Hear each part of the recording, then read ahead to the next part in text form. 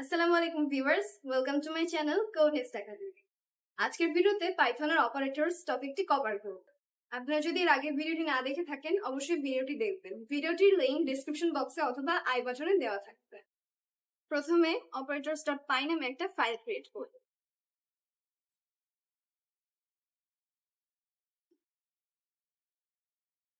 So let's start with arithmetic operators.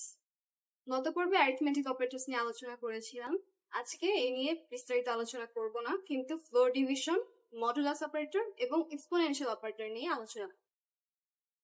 Floor division. Let's say there are two numbers 5 and 2. তো আমরা যদি এটাকে divide করি তাহলে আমাদের যে রেজাল্টটা আসবে সেটা হচ্ছে 2.5। তো আমরা 2.5 চাচ্ছি না, আমরা চাচ্ছি এটার যে ক্লোজ ইন্টিজারটা আছে, ক্লোজেস্ট ইন্টিজারটা সেটা চাচ্ছি। সেটার জন্য যে অপারেটরটা ইউজ করব, সেটার জন্য আমরা যে অপারেশনটা করবো সেটাকে বলা হবে ফ্লোর ডিভিশন। তো এটার জন্য আমরা দুইবার ফর স্ল্যাশ, এটা হচ্ছে আমাদের সেই অপারেটরটা ফ্লোর ডিভিশন করার জন্য যেটা ইউজ করা হচ্ছে। সেখানে আমাদের অ্যান্সার হবে 2। এরপর আমাদের কাছে আসে মডুলাস অপারেটর। রিমাইন্ডার নির্ণয় করার জন্য যে অপারেটরটি ইউজ করা হচ্ছে সেটা হচ্ছে মডুলাস। আবার আমরা 5% 2 যদি দেই তাহলে আমরা রিমাইন্ডার পাবো। এখানে যে পার্সেন্টেজ সাইনটা আছে সেটাকে বলা হয় মডুলো।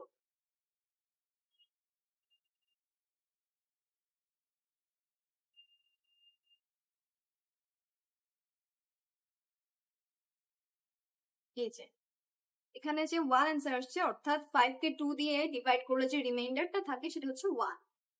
এরপর আমাদের আসছে এক্সপোনেনশিয়াল অপারেটর, অর্থাৎ আমরা যদি পাওয়ার নির্ণয় করতে চাই তাহলে আমরা যে অপারেটরটা ইউজ করবো সেটা হচ্ছে এক্সপোনেনশিয়াল অপারেটর।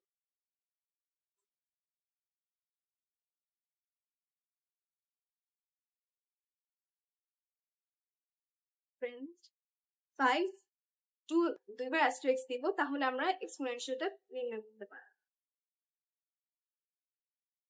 5 to 5 অর্থাৎ 5 square is equal to 25। নাও এখন আমরা আলোচনা করব অ্যাসাইনমেন্ট অপারেটর।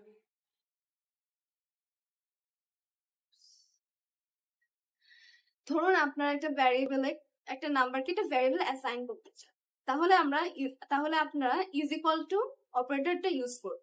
এখানে সমান চিহ্ন অর্থাৎ ইজ ইকুয়াল টু যে সিম্বলটা, এটাকে অ্যাসাইনমেন্ট অপারেটর বলা হচ্ছে। এটাই একমাত্র অ্যাসাইনমেন্ট অপারেটর না, এটা একটা একমাত্র নয়, কিন্তু এটা একটা অ্যাসাইনমেন্ট অপারেটর। যেমন x is equal to 2, তো এখানে ইকুয়াল টু সাইনটা একটা অ্যাসাইনমেন্ট অপারেটর। ধরুন তারপর আমরা x কে আমরা 2 দিয়ে যোগ করব, তাহলে আমরা এভাবে লিখবো x is equal to x plus 2, অর্থাৎ x is equal to x plus 2, অর্থাৎ 2 plus 2, মানে প্রিভিয়াস যে ভ্যালুটা x এর সেটার সাথে 2 অ্যাড করে দিচ্ছি। এটা হচ্ছে x is equal to x plus 2।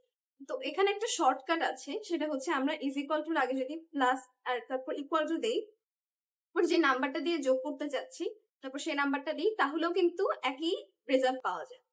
Run করে দেখা যায়।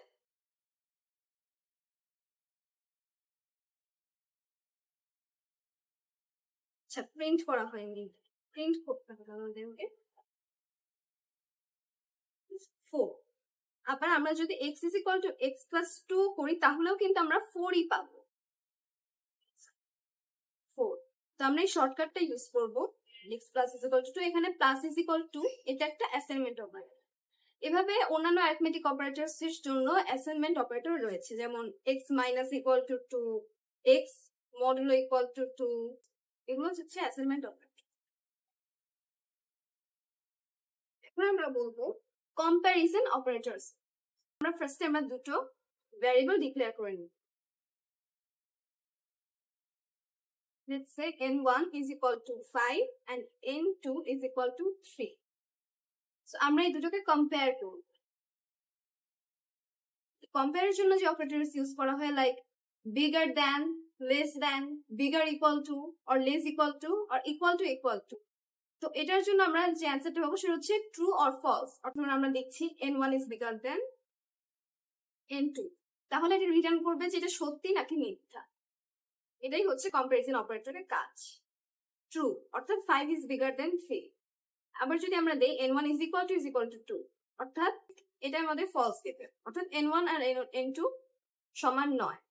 আবার যদি আমরা প্রিন্ট করি n1 not equal to 2, not equal to n2, R not equal to এটা এই সাইনটাকে বলা হয় not equal to, এখানে ফার্স্টে এক্সক্লেমেশন সাইন আর ইকুয়াল টু।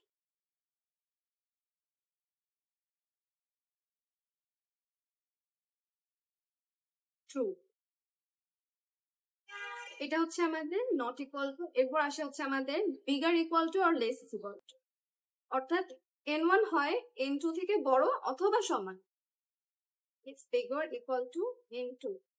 এখানে দুটো লজিক খাটছে, একটা হচ্ছে হয় n1 is bigger than 2, n2 হবে, অথবা n1 or n1 is equal to n2, it's like this, n1 is bigger than n2, এটা তখনই ট্রু রিটার্ন করবে যদি n1 is bigger than n2 হয় or n1 is equal to n2।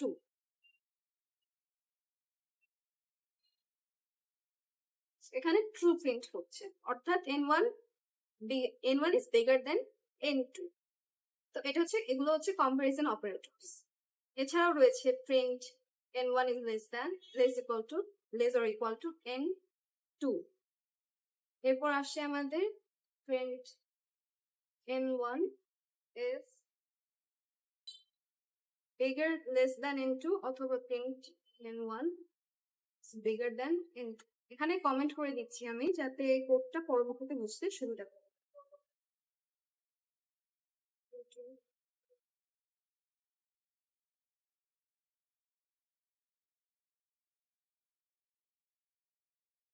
n1 is not equal to n2। এগুলো হচ্ছে আমাদের comparison operator, এগুলো এই কোডগুলো কমেন্ট করে দিচ্ছি। এরপর আমাদের আসে লজিক্যাল অপারেটর। এভাবে বোঝাচ্ছি, লজিক্যাল অপারেটর এটা বোঝার জন্য আমাদেরকে ট্রু আর ফলস এটা বুঝতে হবে। যেমন ধরুন n1 is equal to 6, n2 is equal to 7। তো এখন আমরা যে লজিক্যাল অপারেটরস ইউজ করে আমরা জানতে পারবো যে দুটো কন্ডিশন দিব, সেই দুটো কন্ডিশনের মাধ্যমে এটা ট্রু আর ফলস প্রিন্ট করতে হবে।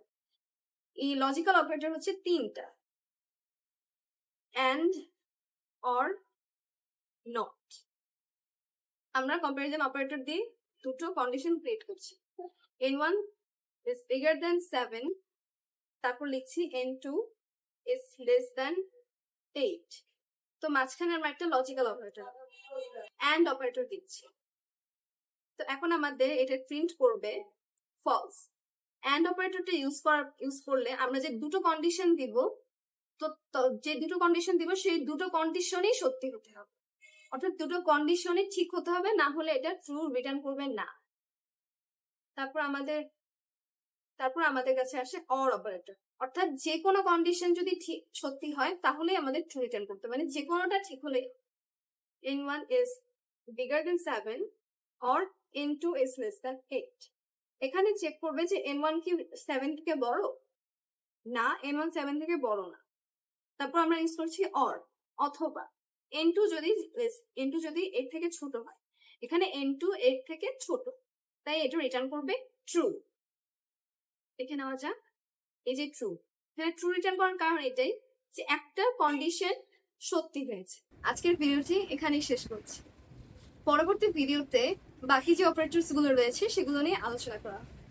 আপনার যদি ভিডিওটি ভালো লেগে থাকে, ভিডিওটিতে অবশ্যই একটি লাইক করবেন, চ্যানেলটিকে সাবস্ক্রাইব করবেন এবং ভিডিওটিকে শেয়ার করবেন। আল্লাহ হাফেজ।